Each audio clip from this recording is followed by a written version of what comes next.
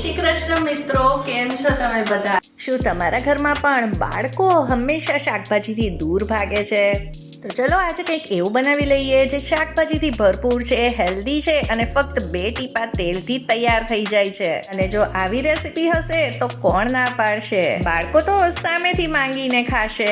Recipe શરૂ કરતા પહેલા જો હજી સુધી તમે મારી ચેનલને સબસ્ક્રાઇબ ન કર્યું હોય ને તો જરૂરથી કરી દેજો. અને જો આજનો આ વિડીયો પસંદ આવે ને તો તેને લાઈક કરી દેજો, તમારા ફ્રેન્ડ્સ અને ફેમિલીમાં શેર કરી દેજો. તો ચલો આજની રેસીપી શરૂ કરીએ. તો અહીંયા લીધા છે 2 કપ સ્વીટ કોર્ન કે પછી અમેરિકન કોર્ન. એટલે મકાઈને બાફવાની નથી, તેને મિક્સર જારમાં પલ્સ મોડ ઉપર આ રીતે દરદરું પીસાય ત્યાં સુધી પીસી લેવાની છે. સાથે જ ખમણેલા ગાજર લીધા છે 1 કપ. કેપ્સિકમને ઝીણું સુધારીને લઈ લીધું છે. તો આજની આ રેસીપીમાં તમે કોઈ પણ શાકભાજી લઈ શકો છો. સાથે જ એક નાની ડુંગળીને કટ કરીને ઉમેરી છે.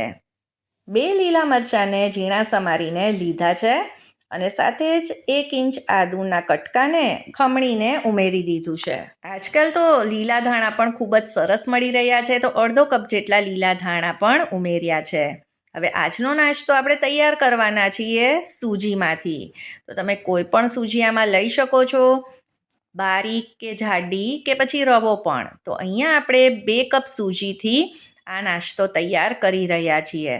તો 2 કપ સૂજી સામે આપણે 3 થી 4 કપ જેટલા શાકભાજી લીધા છે.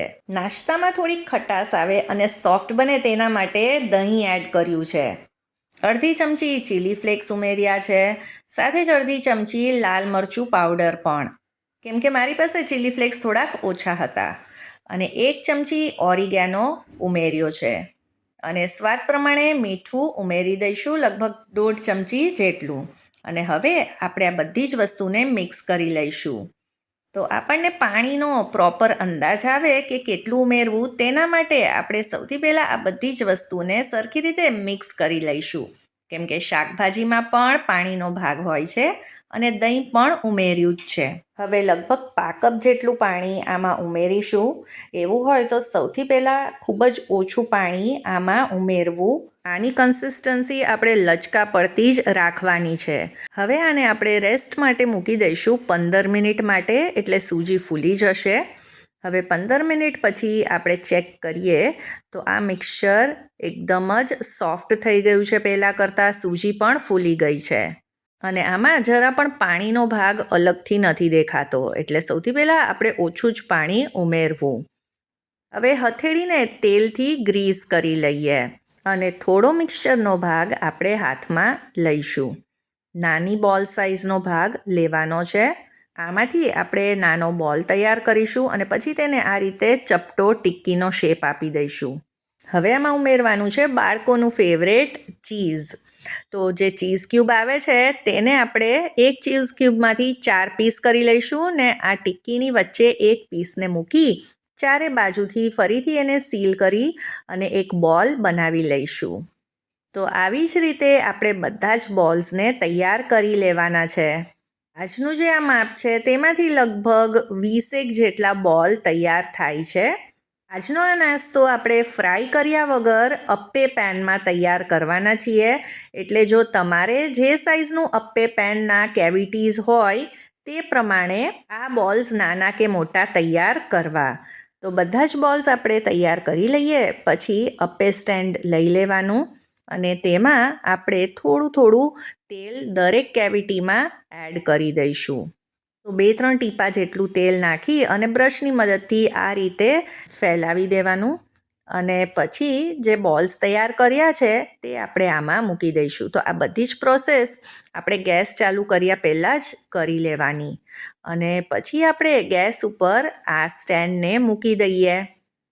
ફ્લેમને લો ટુ મીડિયમ જ રાખવાની અને ઉપરથી આપણે આને કવર કરી દઈશું.